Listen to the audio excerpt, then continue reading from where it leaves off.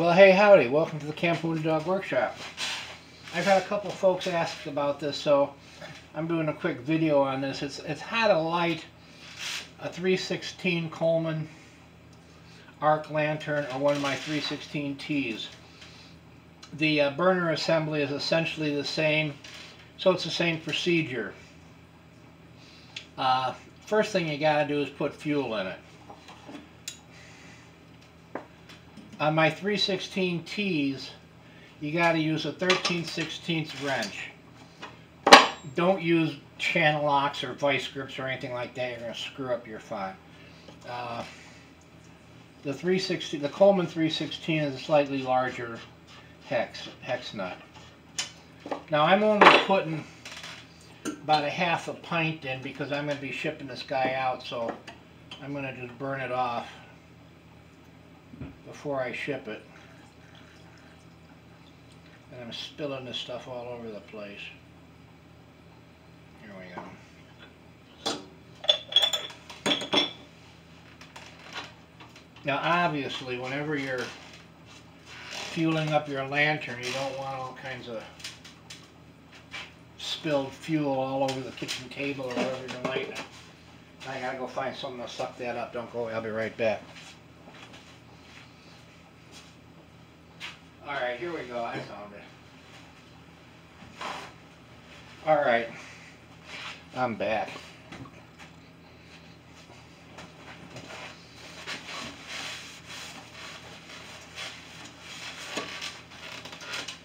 Then when you get on, tighten your filler cap pretty good. Now, the traditional filler cap has a thumb screw that you pump up this way through. Some guys prefer to use what's called an Amish nipple.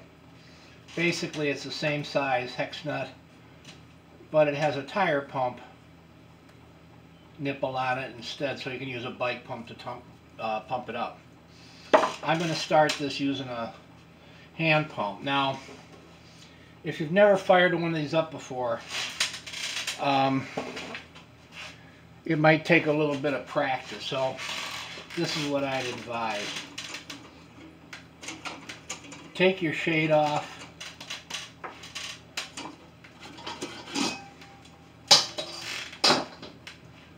Take your vent cone off.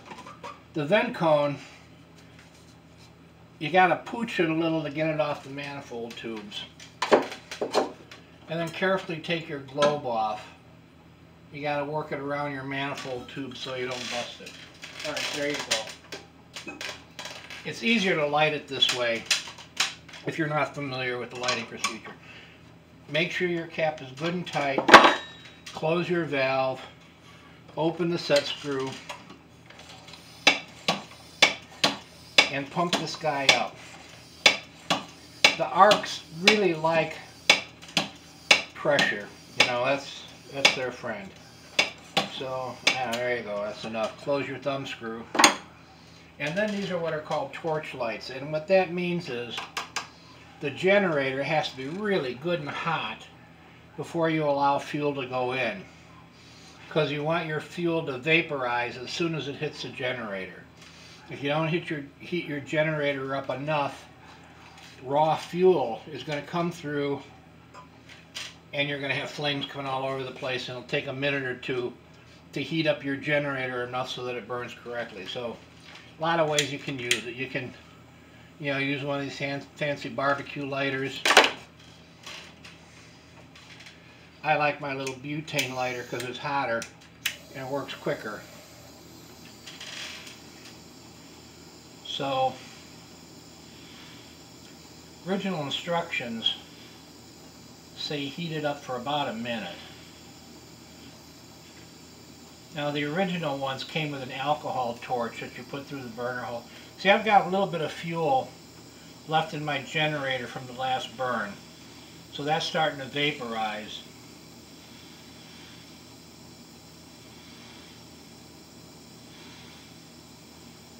But if you haven't fired this for a while, your generator, alright, see my fuel is burned off that was in the generator. So after you heat it, you just give your knob a little bit of a bump to get some fuel up into the generator. There we go. And that rascal's burning. So once you get that going, you can put your globe back on. And once again, be careful when you're going over your manifold tube. You don't want to bust your globe. Then get your vent cone, put that on, pooch it a little so it'll fit over your manifold tubes. And then you put your chain on.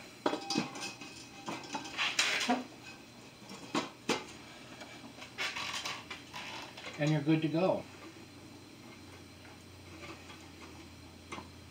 And that's how you light these guys. So the thing to remember is it likes pressure, it likes really clean fuel. You gotta heat your generator tube good and hot so as soon as the fuel goes through it vaporizes. Now once you get the hang of lighting it, you don't have to take all the stuff off. You can just, you know, put your torch or barbecue lighter right through the touch hole and start it up. So I'm going to be shipping this guy out to his new owner tomorrow. I already did a test burn. I'm going to pump it up just a little more, get a little more pressure in that tank.